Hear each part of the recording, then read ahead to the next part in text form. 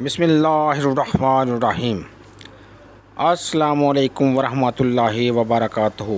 क्या हाल है दोस्तों, सब खैर खैरियत। दोस्तों, औलाद अल्लाह ताला की तरफ से बहुत बड़ी नेमत है और ये हर किसी के नसीब में भी नहीं होती। हर कोई अल्लाह ताला से यही दुआ करता है कि ए मालिक, मुझे नेक और बेहतरीन औलाद नसीब फरमा, मगर वो रब बेहतरीन जानता है कि किस को कितनी औलाद अता करनी है और किस को नहीं अता करनी। और अगर किसी को करनी है तो सिर्फ बेटे, और किसी को बेटियों से नवाजता है, और किसी को चाहे तो दोनों अता करता है।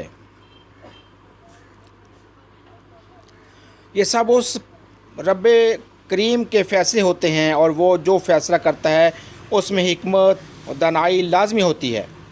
एक मरतबा हज़रत मूसा अलैहिस्सलाम रास्ते से गुज़र रहे थे कि उन्होंने देखा कि कुछ बच्चे नहर में नहा रहे थे और पास एक बच्चा तन्हा बैठा था।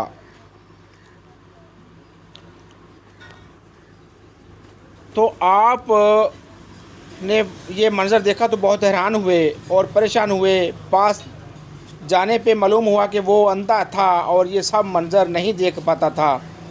आपने अल्लाह ताला से दुआ की कि मालिक, इसको नज़र अता कर ताकि ये भी उन बच्चों की तरह खेल सके, अपनी ज़िंदगी के मज़े ले सके। रब का जवाब आया, ए मूसा, अल्लाह अपने कामों को बेहतरीन जानता है। मगर मूसा अलैहिस्सलाम ने इसरार किया कि नहीं मालिक, मेरे कहने पे इसको नज़र अता की जाए। तो अल्लाह ताला ने जवाब में कहा कि मूसा, फिर इसके ज़िम्मेदार तुम होंगे। मूसा अलैहिस्सलाम ने उसकी ज़िम्मेदारी ले ली। अल्लाह ताला ने उसको नज़र अता कर दी। वो खुशी खुशी नहर में उतर गया, हर दूसरे बच्चे को पानी में डुबाने लगा और यूँ उसने तमाम बच्चे पानी में डुबो दिए। मूसा अलैहिस्सलाम ने जब ये मंज़र देखा तो अल्लाह ताला से माफ़ी मांगी कि ऐ मालिक, मुझे माफ़ कर दे, मैंने तेरी कामों में दखलंदाजी की है।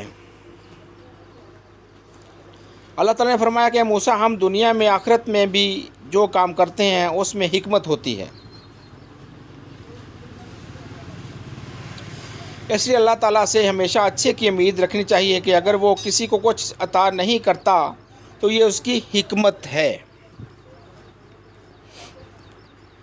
अगर अल्लाह पाक ने आपको औलाद की नेमत से नवाजा है तो उसका करम है। अपनी औलाद की बेहतरीन परवरिश करें, उनको अच्छा माहौल दें। अगर आपकी औलाद को किसी की नज़र लग जाती है और वो अपनी ज़िंदगी में कामयाब नहीं हो पाते और वो नाकामी की जानब जाने लगते हैं, अगर आप चाहते हैं कि आपकी औलाद दूसरों की बुरी नज़र से महफूज रहे, उन्हें किसी भी उम्र में नज़र ना लगे, तो जब वो घर से निकलें काम कारोबार के लिए या तालीम के लिए तो अपने बच्चों पे एक मरतबा आयतुल कुर्सी पढ़कर फूंक दें। वो जहाँ भी जाएंगे इन्हें कभी नज़र बद नहीं लगेगी। अल्लाह उन्हें अपनी हिफाजत में रखेगा और कभी किसी की बुरी नज़र भी नहीं लगने देगा। हमारे घर के करीब ही एक हलवाई की दुकान थी। एक नाबीना उस दुकान के सामने से गुज़रा। हलवाई का इकलौता बेटा जहाज, जो पढ़ाई में निकम्मा और नालायक था, बहुत शरारती था और रोज़ाना उस नबीने को तंग करता।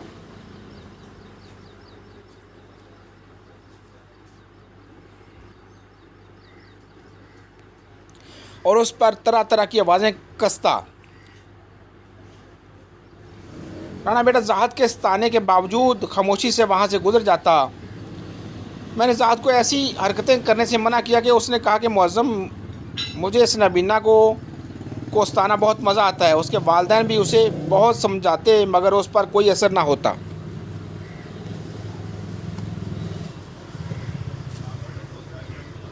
एक दिन न जाने जाहद के जहन में क्या ख्याल आया कि वो कीलों के चंद छिलके उठा लाया। उसने जब देखा कि वो नबीना इसकी दुकान की तरफ आ रहा है तो उसने केले के छिलके गली के नुक्कड़ पर बखेर दिए।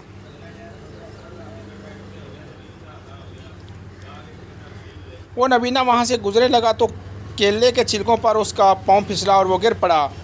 उसे खासी चोटें आईं और फिर उसने के मुंह से बदवा भी निकली कि अल्लाह तुझे मेरी तरह अंधा कर दे।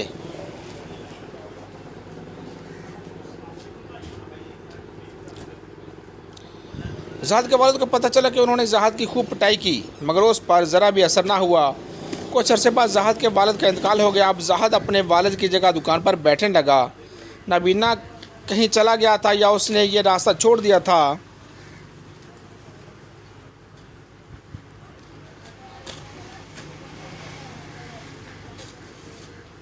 एक दिन जहाद दुकान पर बैठा एक बड़े कढ़ाई में दूध उबाल रहा था कि एक गाहक आया।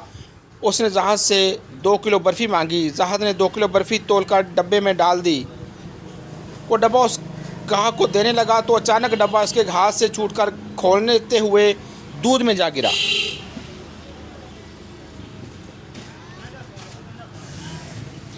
डब्बा गरम से दूध के गरम छींटे जहाद के चेहरे और आंखों में पड़े, जिसकी वजह से वो चिल्लाने लगा कि हाय मैं मर गया, मेरी आंखों को क्या हो गया।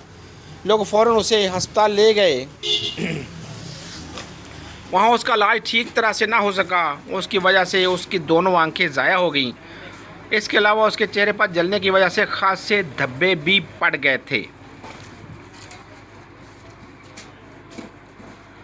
अपनी इस हालत को महसूस करके वो बहुत रोया करता और अल्लाह पाक से अपनी गलतियों की माफ़ी मांगता रहता, मगर अब कुछ भी नहीं हो सकता था।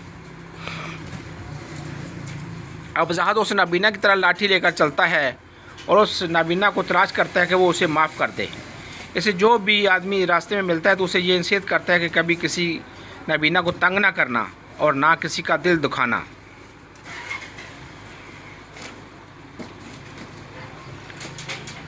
इसलिए ज़िंदगी में हमेशा याद रखें कि कोई छोटा हो या बड़ा, कोई गरीब हो या कमज़ोर, कभी भूल कर भी किसी का मजाक मत उड़ाओ, क्योंकि अल्लाह ताला की लाठी बेआवाज़ होती है।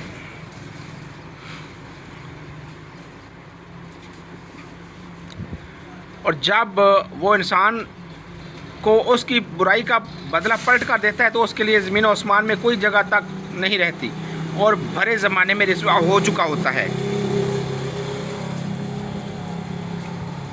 क्योंकि अल्लाह जब किसी जुल्म का बदला लेता है तो इंसान की बुनियादें तक हिल जाती हैं और वो कहीं का नहीं रहता। इसलिए ख़ुद भी अच्छे अमल करें, दूसरों को भी इसकी नसीहत करें, अपने बच्चों की हमेशा बेहतरीन परवरिश करें, अपने बच्चों को ऐसी बुराइयों से दूर रखें, कभी उनको किसी का मजाक उड़ाने का भी आदी मत बनने दें।